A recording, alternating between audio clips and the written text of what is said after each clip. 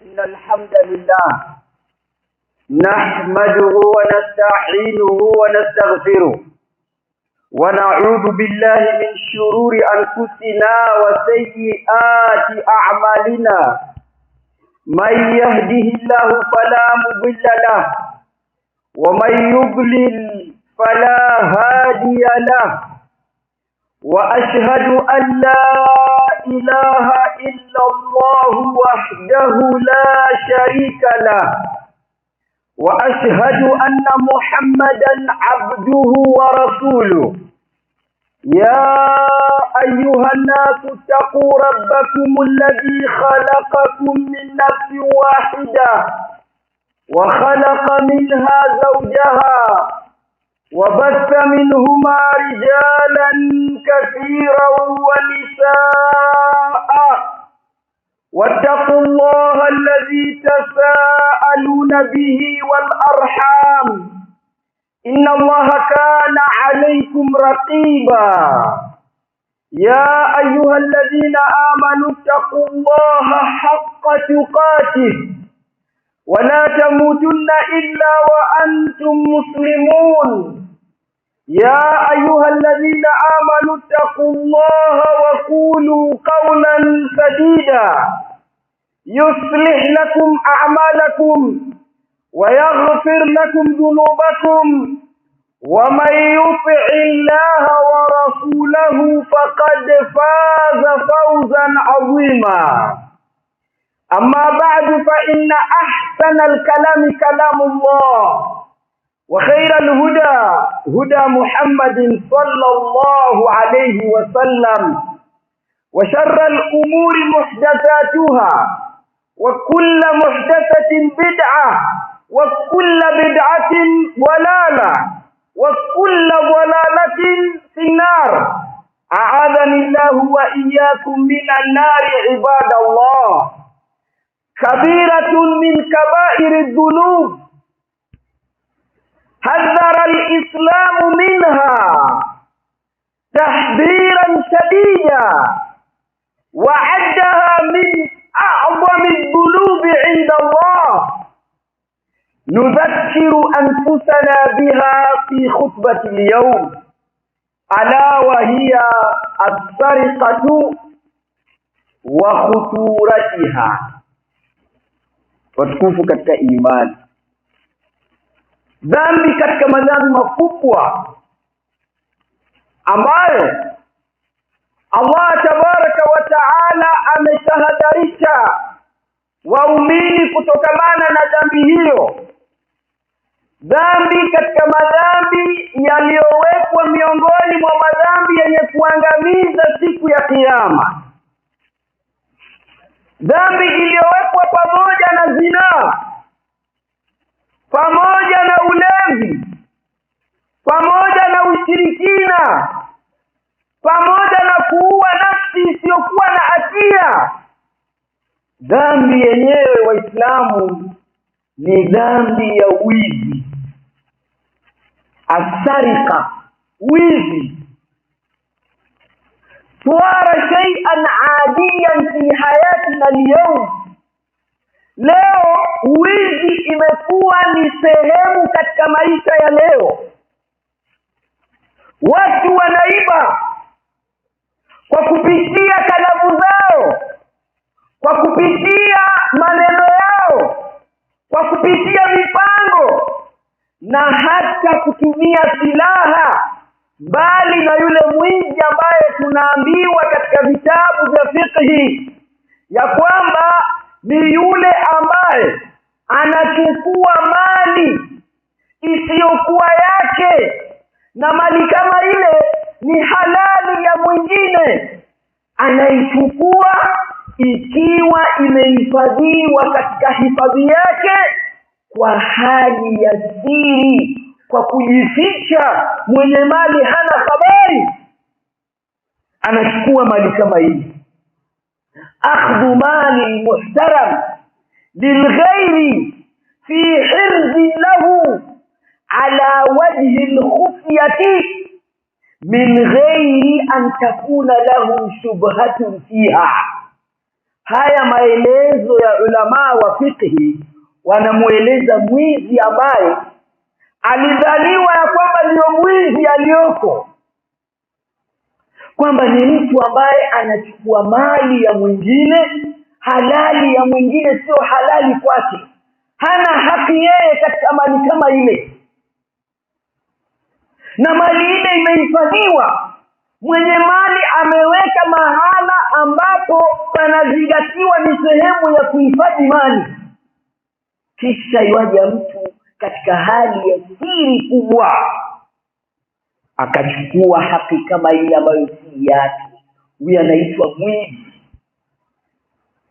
Lakini dunia ilipoendelea, wamekuja wezi ambao wanakuibia kwa hali ya wewe kuona, na Mtume ameyazungumza kitambo. Anakuja mwizi anaiba waziwazi na watu wanaangalia. Huyu haitwi sari, huyu ana jina lingine. An-nahba ni mtu kuiba kwa nguvu, anakuchukulia kwa nguvu, ima kwa silaha au kwa kuwa amekuzidi nguvu akupiga kupokonye. Sasa wizi ambao kwamba tunauzungumza Waislamu katika hutuba hii na zile ambazo zitafuata, ni mtu kuchukua mali ambayo au haki ambayo si yake, ni ya mwingine, na yeye mwenye kuchukua hana haki katika mali kama ile, hana shubha yoyote kwamba pengine ile mali aliyoichukua na yeye ana haki katika mali kama ile. Kama baba kuchukua mali ya mwanawe, au mwana kuchukua mali ya babake, au mume kuchukua mali ya mkewe, au mke kuchukua mali ya mumewe, hizi ni picha zingine. Tunamzungumza mwizi ambaye amekusudia kuchukua mali ya mtu, hakuna sababu ya kupelekea kuchukua. Sio kwamba watu wako katika kipindi cha njaa imeenea dunia mzima au kijiji kizima, ikawa pengine kuna shubha ya kwamba pengine kilichompelekea kuiba ni ile njaa. La, tunamzungumza mwizi aliyekusudia kwenda kuiba. Kama vile walivyo leo watu kazi yao haswa ni kuiba, hayo ndio maisha yao. Ima atakuibia kwa siri au atakuibia waziwazi ukiwa unamuona na watu wanaona, watakupokonya, watakuibia waende zao, kama vile hali ilivyo leo. Lakini kabla sijaanza kuzungumza madhara ya huyu mwizi, kwanza hebu tutazame wizi katika sheria imepewa nafasi gani, ndio kila mmoja wetu aelewe ubaya wa kitendo hiki cha kuiba. Na wizi ni haramu katika Uislamu na ni dhambi katika madhambi makubwa mno. Miongoni mwa hoja za kuonyesha uzito wa wizi katika Uislamu kuwa ni dhambi katika madhambi makubwa, Suratul Mumtahina aya ya 12, Allah tabaraka wa taala anasema: ya ayuha nabiy idha ja'aka almu'minatu yubayi'naka ala an la yushrikna billahi shay'a wala yasrikna wala yaznina wala yaqtulna awladahunna ولا يأتين ببهتان يفترينه بين أيديهن وأرجلهن ولا يعصينك في معروف فبايعهن واستغفر لهن الله إن الله غفور رحيم. قال العلماء: فكان النبي صلى الله عليه وسلم يبايع من أراد الدخول في الإسلام على هذه الأمور العظيمة، كما في حديث عبادة بن الصامت في صحيحين رضي الله عنه قال: kana an-nabiy sallallahu alayhi wasallam yaqul بايعوني على ألا تشركوا بالله شيئا ولا تسرقوا ولا تسرقوا ولا تزنوا ولا تقتلوا أولادكم ولا تأتون ببهتان تفترونه بين أيديكم وأرجلكم ولا تعصونني في معروف. قال عبادة بن الصامت رضي الله عنه فبايعته على ذلك. وتكون katika imani suratul Mumtahina aya ya 12 Allah tabaraka wa taala anamwambia Mtume sallallahu alayhi wasallam, anasema ewe Mtume, wakikujia wanawake waumini wamekuja kwako wanataka kuingia katika Uislamu, wakupe mkataba, wakupe agreement, wakupatia makubaliano, chukua mkataba kwao. Ulama wetu wanasema Mtume alikuwa anachukua mkataba, ahadi, makubaliano kwa yoyote aliyetaka kuingia katika Uislamu. Anakubaliana na Mtume juu ya mambo haya yaliyotajwa katika aya hii. Jambo la kwanza, Mwenyezi Mungu anamwambia wakija kwako waumini wa kike wanataka kuingia katika dini, wakubaliane na wewe juu ya mambo haya. Jambo la kwanza, ala alla yushrikna billahi shay'an, wasimshirikishe Allah na chochote. Baada ya kutamka la ilaha illa Allah Muhammadur Rasulullah, wasimshirikishe Allah na chochote. Ya kwanza. Wala yasrikna, wasiibe. Shikilia hapo. Wala yasrikna, mkataba, makubaliano.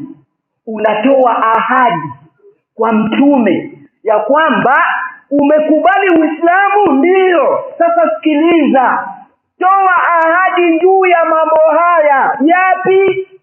Usimshirikishe Allah na chochote. Ya pili, usiibe. Ya tatu, wala yazinina, usizini. Ya nne, wala yaktulna auladahunna, wasiue watoto wao kwa kutoa mimba au kutumia njia yoyote ile walivyofanya waliotangulia watu wa jahilia ya kuzika watoto kwa kuwa wanaogopa umaskini na njaa. Mwenyezi Mungu akwambia baada ya Uislamu hakuna shirki, hakuna kuiba, hakuna zina, hakuna kuua nafsi isiyokuwa na hatia. Wala ya'sinaka fi ma'ruf, wasikukhalifu wewe Mtume sallallahu alayhi wasallama katika jambo lolote la kheri ambalo umewaamrisha kwamba fanyeni kadha, wasikukhalifu wakafanya kinyume, na lile ambalo umewakataza kwamba msifanye kadha, wasikukhalifu wakafanya. Wakikubali hayo, fabayihunna, kubali Uislamu wao, kubali ya kwamba wao ni Waislamu. Wastaghfir lahunna Allah, na waombe msamaha kwa Allah. Inna Allaha ghafurur rahim, wa hakika Allah ndio mwenye kusamehea na ndio mwenye huruma kwa waja wake. Katika sahihi zote mbili, Bukhari na Muslim, na ashabu sunan wote, kutoka kwa Ubadah ibn Swamit, sahaba mtukufu Ubadah ibn Swamit, kijana katika vijana wa Kiislamu. Ubadah anasema Mtume alituita katika kundi. Mtume aliita maswahaba na mimi nikawemo katika kundi lile ambalo Mtume aliita. Tukaja pale fi uswaba au iswaba, majmu'atun minan nas, kundi la watu mtume akawaita. Mtume akasema hivi, bai'uni, nipeni mkataba.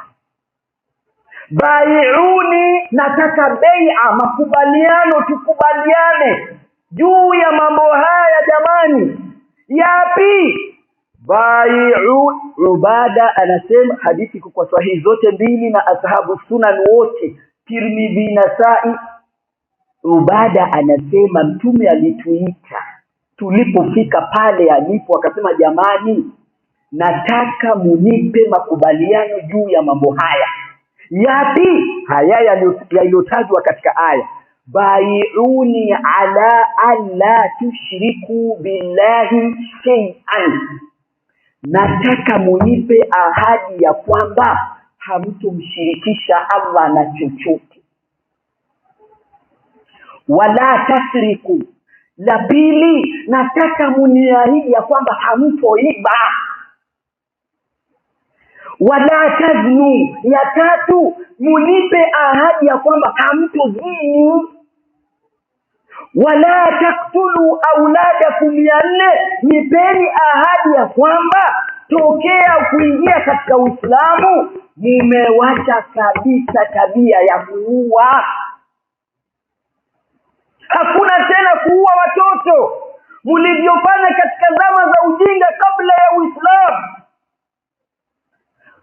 La tano, wala ta'sunani fi ma'ruf, na musinikhalifu katika jambo lolote la kheri ambalo nimewaamrisha.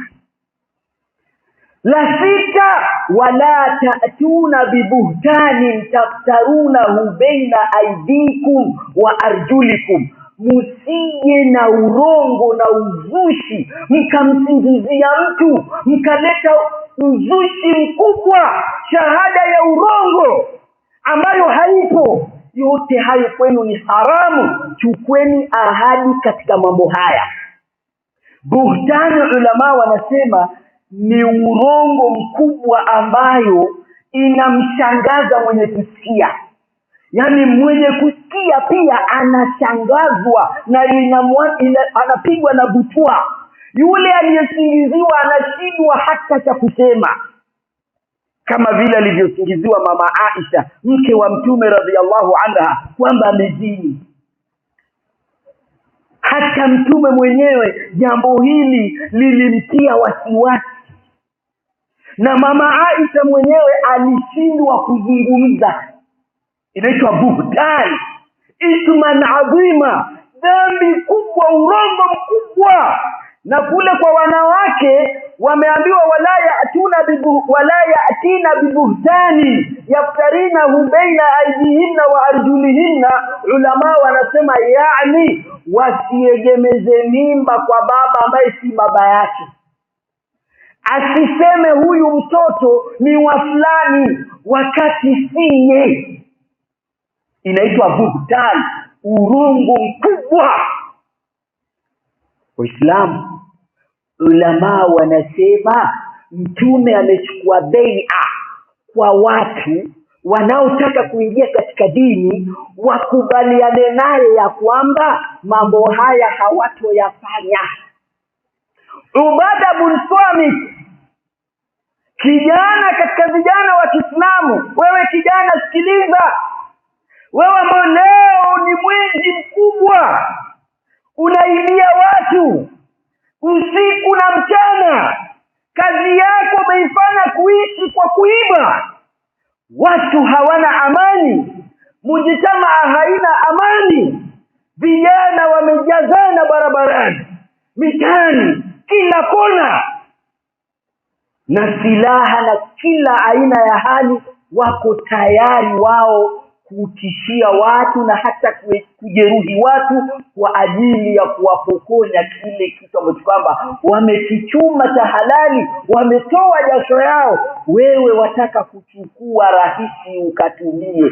Kijana mwenzio huku, Ubada bin Samit anasema, fabayatu nabiyya sallallahu alayhi wasallam ala dhalik, mimi Ubada niliposikia Mtume ametaja mambo haya, nilikubaliana naye nikasema ya Rasulullah sami'tu wa ata'tu, nimekubali mimi, nimekubali kuacha shirki, nimekubali kuacha wizi, nimekubali kuacha zinaa, nimekubali kuacha kuua, nimekubali kuacha urongo mkubwa ambayo inaleta madhara makubwa katika jamii. Nimekubali mimi ya Rasulullah kukufuata nyayo zako, sitakukhalifu hata kidogo.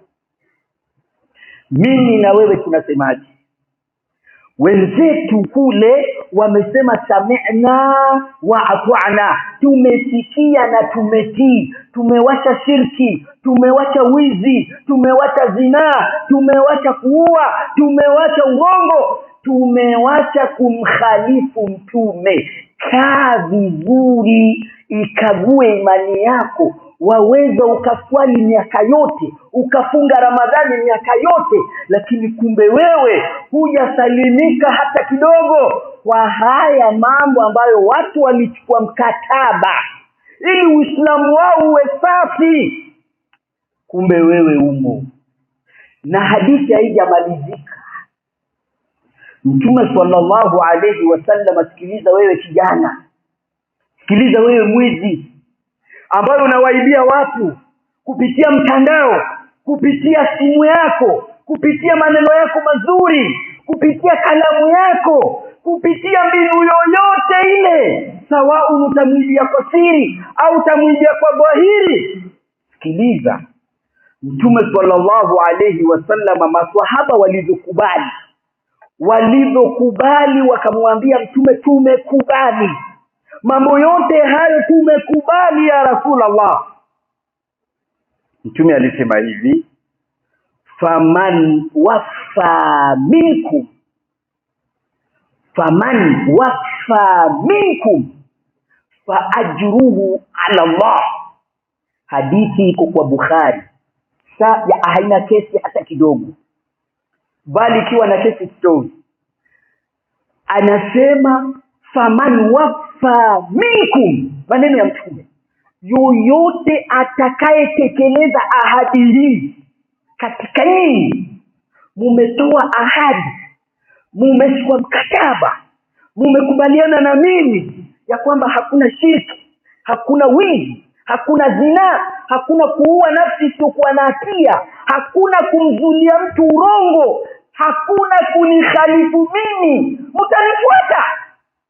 Mtume anasema faman wafa minkum, dhamana ya Mtume. Mtume anasema yoyote atakayetekeleza alivyokubaliana hapa, akayawacha haya mambo, fa ajruhu ala Allah, na wahakikishia guarantee malipo yake atayapata kwa Allah. Man minna la yuridu al-ajra ala Allah, ni nani katika sisi asiyetaka malipo ya Allah kwa kuacha haya mambo ambayo leo tumeyafanya kwamba ni part katika maisha? Hakuna kijana leo anajisikia kwamba yeye ni kijana lazima awe na girlfriend, ni mzinifu. Hawezi kujisikia yeye ni kijana lazima awe mwizi. Bala, wewe ni mushrik, wewe ni mzinifu, wewe ni mwizi, wewe ni mrongo, hujui sunna ni kitu gani, utafaulu vipi? Mtume anafunga huku nyuma anasema faman wafa, yoyote atakayetekeleza huu mkataba, fa ajruhu ala Allah, malipo yake na waahidi yako juu ya Allah, pepo. Rudi nyuma, piga bautani. Wewe katika haya yaliyotajwa ni lipi ambalo linakugusa? Lipi? Bali linsanu ala nafsihi basira. Wajua, wewe wajua umemwibia bosi, unajua. Wajua, sio kwamba hujui, wajua. Wajua kwamba hapo kwa wizi na mimi nimo.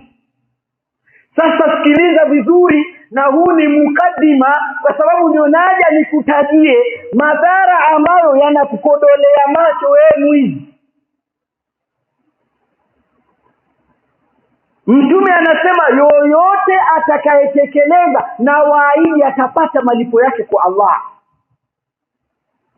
Waman aswaba min dhalika shay'an fauqiba bihi fahuwa kafaratun lahu fi dunya, na yoyote ambaye atateleza akafanya kitu katika mambo haya sita yaliyotajwa hapa, lakini akawa mtu kama yule yuko katika nchi ya Kiislamu, mtawala anatawala Kiislamu, akapigwa hadi, yani akawekewa ile adhaba ambayo Allah aliweka kwamba mzinifu kama ni mwanandoa awawe, kama sio mwanandoa apigwe viboko 100, mwizi akiiba kile kilichofika kiwango cha rubo dinari akatwe mkono, aliyeua na yeye awawe kama nafsi aliyeua haina hatia. Mtume anasema yoyote atakayefanya chochote katika haya yale aliyowekewa adhabu katika dunia akafanyiwa ile adhaba, basi itakuwa hiyo ndio msamaha wake, ndio atakuwa amefutiwa hivyo. Waman aswaba min dhalika shay'a, na yoyote ambaye atateleza tena akafanya kitu katika mambo haya, fasatarahu Allah, na Allah akamstiri, bimaana hakujulikana kwamba alizini au alikunywa pombe au aliiba, hakujulikana, Allah amemstiri. Fa amruhu ila Allah, mtu huyo naye mjue ya kwamba jambo lake liko mikononi mwa Allah. Ogopa hili kwanza, umemkosea Allah, alafu Mtume anasema jambo lake huyo liko mikononi mwa Allah. Inshaa akabahu, la ilaha illa Allah, akitaka Allah atamwadhibu, wa inshaa afa anhu, na Allah akitaka atamsamehe. Waislamu, ninachokitaka hapa mimi, sijaanza bado kutaja yale madhara ya uizi, lakini ninachokitaka hapa ni kwamba wewe kama wewe, achilia mbali watu wengine, wewe kwa akili yako iliyokuwa timamu na masomo yote uliyoyasoma, hebu keti ujiulize, kosa ambalo mtu anachukua mkataba na Mtume wakati anapotaka kuingia katika dini, anampromise Mtume, anachukua ahadi ya kwamba sitoshirikisha, sitoiba, sitozini, sitaua nafsi isiyokuwa na hatia, sitoleta urongo, uzushi, sitokukhalifu wewe Mtume. Mungu anasema wakikubali hayo, kubali na wewe. Wakikataa, maana yake badilisha picha. Wakikataa haya, maana yake na wewe kataa, hawana dini. Na hapo sasa ndio maneno yanakuja sasa. Hapo ndio utaelewa sasa, ukijenga hii hoja kwanza ya kwamba ili ukubaliwe, utoe makubaliano ya kwamba utayaweka haya kando, utayawacha. Ikiwa haupo tayari kuyawacha haya, subiri usikie. Alhamdulillah hamdan kathiran tayyiban mubarakan fihi wa usalli wa usallim ala al-mab'uth bi khairi din habibi rabbil alamin wa ala alihi wa ashabihi wa man tabi'ahu bi ihsanin ila yawmiddin, amma ba'd. Yoyote katika sisi Waislamu atakayeshindwa kujiepusha na mambo haya yaliyotajwa hapa, ya kwamba wenzetu walichukua bai'a kwa Mtume, walimwekea Mtume ahadi ya kwamba hawatoyafanya haya mambo, na ni sharti iliyotolewa na Allah tabaraka wa taala mwenyewe, Suratul Mumtahina aya ya 12. Sasa hapa ndipo tunaanza kutaja madhara ya yale ambayo yanatokea wakati huu mkataba unapovunjwa. Mkataba uliokuwa sababu ya kuswihi kwa imani zetu. Sasa tunapoyavunja, huwa ni ile Uislamu wetu kwanza uko katika hatari ya kuondoka na mtu asiwe Muislamu tena. Ndio kwa maana nyote mnakubaliana na mimi kwamba shirki inamtoa mtu katika nini? Katika dini. Kwa nini? Kwa sababu watu wamechukua mkataba ya kutoshirikisha. Uliposema la ilaha illa Allah, hapana mola, umekana. Hapana mola apasaye kuabudiwa kwa haki, ukakiri tena illa Allah, isipokuwa Allah peke yake. Ndio kwa maana unaambiwa nguzo za la ilaha illa Allah ni mbili, an-nafy wal ithbat. Kwanza ukane miungu yote inayoabudiwa kinyume na Allah, kisha ukubali Mungu mmoja. Ukishirikisha umetoka. Kwa nini? Umevunja mkataba. Azini akizini imani inaondolewa. Nani anapinga katika hilo? Mtume anasema, hadithi kwa sahihi zote mbili, la yazni zani hina yazni wa huwa mu'min, hazini mzinifu kipindi anapozini akawa muumini. Ulama wamesema imani inaondolewa. Kwa nini? Amevunja mkataba. Mtume akasema, wala yashrabu al-khamra hina yashrabu wa huwa mu'min, hanywi pombe wakati anapokunywa akawa muumini. Imani inaondolewa. Kwa nini? Amevunja mkataba. La ilaha illa Allah. Mtume akasema, wala yasriku, we mwizi, wala yasriku hina yasriku wa huwa mu'min, haibi mwenye kuiba kipindi anapoiba akawa muumini. Hawi muumini. Kwa nini? Amevunja mkataba. Amevunja yale makubaliano. Ndio kwa maana anapokonywa imani imepokelewa kutoka kwa wema waliopita kama kina Hasan al-Basri rahimahumullah, watu watukufu waliokuta maswahaba. Anasema yunza'u minhu al-iman wa la ya'udu ilayhi hatta yatuba taubatan nasuhan. Imani yake inachukuliwa. Yoyote atakayefanya haya, mushriki, mwizi, mzinifu, mlevi, imani yake inachukuliwa mpaka atubu tauba ya kweli. Je, mwizi wa kila siku alafu waja Ijumaa kuswali? We mwizi. Waja Ramadhani peke yake kuswali, huko ushaua watu. We uko tayari uwe mtu hata ujui ana pesa ama hana. Umuue mtu ndio uanze kutafuta mifukoni kama ana kitu ama hana. Haya yako katika madhara ya wizi yanakuja. Lakini la kwanza kwa kuhitimisha hutuba ya leo ni kwamba kuondokewa na imani. Imani inaondoka. Wa hadhihi musibatun adhima. Ulama wanasema huku kuondoka kwa imani ni musiba mkubwa mno. Limadha? Lianna dhahaba al-imani yumitu al-qalba, wa idha mata al-qalbu tahawwala al-insanu min al-insaniyati ila al-hayawaniyati fala yarhamu. لماذا؟ لأنه صار حيوانا بل أشد من الحيوان كما قال تعالى أولئك كالأنعام بل هم أضل. kuondoka kwa imani ni musiba adhima, kwa sababu imani inalainisha nyoyo. Imani inaosha nyoyo kutokamana na kutu ya maasi. Sasa kwa haya madhambi imani inaondoka. Imani ikiondoka, moyo kama ule unabaki katika giza. Likibaki katika giza unakauka kwa sababu umekosa yale mafuta ya kulainisha ambayo ni imani.